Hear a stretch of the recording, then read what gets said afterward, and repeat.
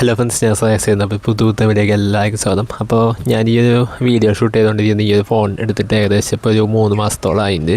അപ്പോൾ ഞാൻ ജസ്റ്റ് ഒരു 3 മാസം യൂസ് ചെയ്തതിൻ്റെ റിവ്യൂ ആണ് ഇന്നത്തെ വീഡിയോയിൽ പറയാൻ പോകുന്നത്. അതായത് ഇപ്പോൾ നിങ്ങൾ 20K ബഡ്ജറ്റിൽ ഫോൺ നോക്കുകയാണെങ്കിൽ ഈ ഫോൺ ഞാൻ സജസ്റ്റ് ചെയ്യുമോ എന്നുള്ളൊരു സംഭവം ഞാൻ ഡീറ്റെയിൽ ആയിട്ട് ഈ വീഡിയോയിൽ പറഞ്ഞുതരാം. അപ്പോൾ വീഡിയോ ചെയ്ത് ചാനൽ ആദ്യമാണെങ്കിൽ ചാനൽ സബ്സ്ക്രൈബ് ചെയ്യുക, തൊട്ടടുത്തുള്ള ബെല്ലൈക്കൻ അത് നോട്ടിഫിക്കേഷൻ നമ്മളെ അങ്ങനെ വീഡിയോയിലേക്ക് പോകാം. അപ്പോൾ അതിന് തന്നെ ഞാൻ ജസ്റ്റ് ഇതിൻ്റെ സ്പെക്ക് പറഞ്ഞുതരാം. പിന്നെ അതുപോലെ പ്രൈസ് ഞാൻ എടുത്ത സമയത്ത് ഏകദേശം 18K ആയിരുന്നു എന്നാണ് എൻ്റെ ഒരു ഊഹം. 20Kയുടെ താഴെയുള്ളൊരു ഫോണാണിത്. അപ്പോൾ പിന്നെ അതേപോലെ തന്നെ സ്പെക്ക് വരുന്നത് ഞാനെടുത്തത് 8GB റാമും അതേപോലെ തന്നെ ഒരു 128GB സ്റ്റോറേജ് ഉള്ള വെർഷനാണ് എടുത്തേക്കുന്നത്. പിന്നെ സ്നാപ്ഡ്രാഗൺ 6 Gen 4 ആണ് ഇതിൻ്റെ പ്രൊസസ്സർ വരുന്നത്. പിന്നെ ബാറ്ററി പറയുകയാണെങ്കിൽ 7000 mAh ബാറ്ററിൻ്റെ ഫാസ്റ്റ് ചാർജിങ് ഉണ്ട്. പിന്നെ ഈ ഫോൺ ഞാൻ എടുക്കാൻ മെയിൻ കാരണം എന്ന് പറഞ്ഞാൽ ഇതിൻ്റെ ക്യാമറയാണ്. ക്യാമറയുടെ കാര്യത്തിൽ ഞാൻ ഭയങ്കരമായിട്ട് സാറ്റിസ്ഫൈഡ് ആണ്. കാരണം എനിക്ക് ഈ ഒരു ക്വാളിറ്റി കാണാം. അപ്പോൾ ഈ ഒരു ക്വാളിറ്റി കിട്ടാൻ വേണ്ടിയിട്ട് തന്നെയാണ് ഞാൻ കുറേ ഫോണുകളുണ്ടല്ലോ ഈ 9,000 രൂപയ്ക്ക് താഴെ. അപ്പോൾ അതിൽ ഞാൻ തപ്പിയെടുത്തതാണ് ഈ ഒരു ഫോൺ. അതായത് ഈ ഒരു ഈ ഒരു ഫീച്ചർ നോക്കിയിട്ട് ഞാൻ എടുത്തതാണ്. അതായത് ബാക്ക്ഗ്രൗണ്ട് ബ്ലർ വീഡിയോ ഷൂട്ട് ചെയ്യാൻ പറ്റും എന്നുള്ള ഫീച്ചർ ഞാൻ ഇത്രത്തോളം അടിപൊളിയാവുമെന്ന് വിചാരിച്ചിട്ടുണ്ടായില്ല. എന്തായാലും എനിക്ക് ഭയങ്കരമായിട്ട് ഇഷ്ടപ്പെട്ട ഒരു സംഭവമാണിത്. അതായത് ക്യാമറ വീഡിയോ വൈസ് ഇങ്ങനെ ഒരു സ്ഥലത്ത് വെച്ചിങ്ങനെ ഷൂട്ട് ചെയ്യാനാണെങ്കിൽ ഏറ്റവും ബെസ്റ്റ് ഫോണെന്ന് ഞാൻ ഇതിനെ പറയും. കാരണം അങ്ങനത്തെ അടിപൊളി ഫോണാണിത്. പിന്നെ ഞാൻ നേരത്തെ നല്ല സ്റ്റെബിലൈസേഷന് ചെറിയൊരു ഇഷ്യൂസ് തോന്നാറുണ്ട്. ഞാൻ അങ്ങനെ മിക്കപ്പോഴും ഇങ്ങനെ വെച്ച് ഷൂട്ട് ചെയ്യാണ്. അതായത് അങ്ങനെ വലിയ കുഴപ്പം തോന്നാറില്ല. ഫ്രണ്ട് ക്യാമറയിലാണെങ്കിൽ സ്റ്റെബിലൈസേഷൻ ഒരു പ്രത്യേക ഓപ്ഷൻ ഉണ്ട്. അതുകൊണ്ട് ഫ്രണ്ട് ക്യാമറയിലും കുഴപ്പമില്ല. അപ്പോൾ അതാണ് വേറെ സംഭവം ഉള്ളത്. പിന്നെ വേറെ ഇഷ്യൂസ്, ഫോട്ടോസൊക്കെ അടിപൊളിയാണ്, വീഡിയോസ് അടിപൊളിയാണ്. ബാക്കിൽ 4K 30 FPS ഷൂട്ട് ചെയ്യാൻ പറ്റും. പിന്നെ ഫ്രണ്ട് ക്യാമറയിൽ 4K പറ്റില്ല, 1080p വരെ പറ്റുള്ളൂ.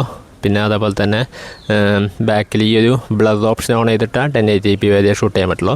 അപ്പോൾ അത് വലിയ കുഴപ്പമുള്ള സംഭവമായിട്ട് എനിക്ക് തോന്നിയില്ല. എനിക്കങ്ങനെ 4K എടുക്കണമെന്ന് അങ്ങനെ നിർബന്ധമൊന്നുമില്ല. എനിക്ക് 1080p ആയാലും വലിയ കുഴപ്പമില്ല. ഞാൻ മിക്കവാറും റീൽസ് അപ്ലോഡ് ചെയ്യാനൊക്കെ റീൽസിൽ പിന്നെ 1080p മതി. യൂട്യൂബിലും വലിയ കുഴപ്പമില്ല 1080p ആയതുകൊണ്ട്. അപ്പോൾ ക്യാമറ വൈസ് ഭയങ്കര അടിപൊളിയാണ് എന്നെ സംബന്ധിച്ച്. കാരണം ഞാൻ നേരത്തെ വന്നിങ്ങനെ വെച്ച് വീഡിയോ ഷൂട്ട് ചെയ്യലാണ് എൻ്റെ മെയിൻ പണി. പിന്നെ പ്രൊസസ്സർ, ബാറ്ററി, എല്ലാ സംഭവങ്ങളും അത്യാവശ്യം കൊള്ളാം. പിന്നെ ഇപ്പോൾ പ്രത്യേകിച്ച് കളർ വൈസ് 16ൻ്റെ അപ്ഡേറ്റ് വന്നു. 16ൻ്റെ അപ്ഡേറ്റ് വന്നപ്പോൾ ഒന്നും കൂടിയും എല്ലാ സംഭവങ്ങളും ഒന്നും കൂടി സ്മൂത്തായി നല്ല ഒരു അടിപൊളി സംഭവങ്ങളായിട്ട് നമ്മുടെ ഐഫോണിലുള്ള പോലത്തെ കുറേ ഫീച്ചേഴ്സും സംഭവങ്ങളൊക്കെ വന്നിട്ടുണ്ട്. പിന്നെ ഇതിൻ്റെ കുഴപ്പങ്ങൾ പറയുകയാണെങ്കിൽ എനിക്ക് അങ്ങനെ വലിയ കുഴപ്പങ്ങളൊന്നും തോന്നിയില്ല. പിന്നെ കേസ് ഇട്ട് ഉപയോഗിച്ച് കുറേ നേരം ഉപയോഗിക്കുമ്പോൾ ചെറുതായിട്ട് ഹീറ്റാണോ പോലെ തോന്നി. കേസ് ഇടുമ്പോഴാണ്, കേസ് ഊരി വയ്ക്കുമ്പോൾ അങ്ങനെ കുഴപ്പം തോന്നുന്നില്ല. അപ്പോൾ അത് കേസിൻ്റെ ആയിരിക്കുമോ എന്ന് എനിക്കറിയില്ല.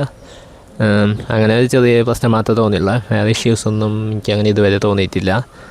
വേറെ എല്ലാ സെഗ്മെൻറ്റിലും ബാറ്ററി ആയാലും പ്രൊസസ്സറായാലും ക്യാമറ ആയാലും സ്റ്റോറേജ് ആയാലും എല്ലാം ടോട്ടൽ മൊത്തത്തിൽ അടിപൊളിയാണ്.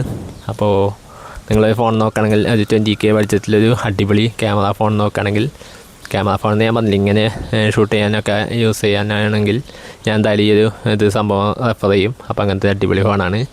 അപ്പോൾ ഇതാണ് എൻ്റെ ഒരു ചെറിയൊരു റിവ്യൂ. നിങ്ങൾ ആരെങ്കിലും Oppo A13 5G യൂസ് ചെയ്യുന്നുണ്ടെങ്കിൽ ജസ്റ്റ് നിങ്ങളുടെ റിവ്യൂ താഴത്തുനിന്ന് കമൻറ്റ് ചെയ്യുക. അപ്പോൾ എന്തായാലും ഉണ്ടായാലും നമ്മുടെ ഇന്നത്തെ വീഡിയോ വളരെ അടിപൊളിയാണ്. അടുത്ത വീഡിയോ കാണാം. Good bye.